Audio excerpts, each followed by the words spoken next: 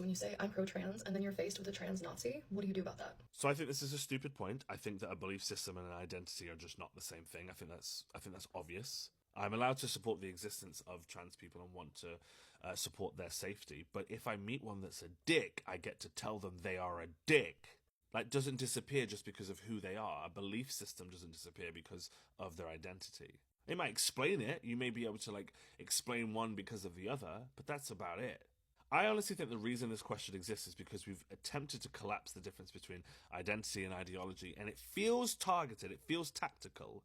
I think certain people want to treat certain people's existence like a political stance, and that's insane. And so what happens is you get a black person in a very specific role on TV, or more than one black person, and suddenly that's an ideology. You get the existence of a trans person in a space, and that's an ideology.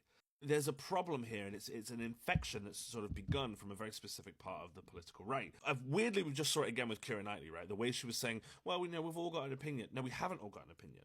We've got an opinion on what we should do to or for people, but the existence of trans people is not an opinion. And that's where these two issues meet between, like, TERFs like J.K. Rowling and those that want to support trans people, is that she's hiding behind ideology so that she just won't say, well, they're not what they say they are. She just wants to deny their existence. And that's what people on the other side is trying to say. They're going, we're not even really fussing with your arguments about bathrooms and about... We're annoyed because we know what you're really doing, which is saying these people don't exist. And that's not an opinion. They're there. You can see them. What you want to do to those people or for those people or however you frame it, that bit's the opinion. That's where morality comes in. This becomes a sort of stupid, lazy way of framing a conversation around people's safety and rights. Those things aren't up for debate. I saw it again recently with the discussion around Riyadh, that the comedians who went to Saudi Arabia, you had certain comedians defending it by saying, oh, you're all supportive of Palestinians, but you don't want us to go to Saudi Arabia. They're not the same moral framework. They're just not.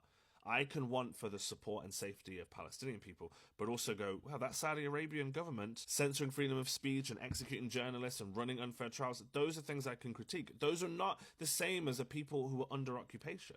I don't know where along the way this happened. Sometimes I'm like, did we lose this, or was this a targeted attempt to disrupt the way in which we engage between a belief system and identity? You can defend a people's right to exist and exist healthily whilst critiquing a system or a regime.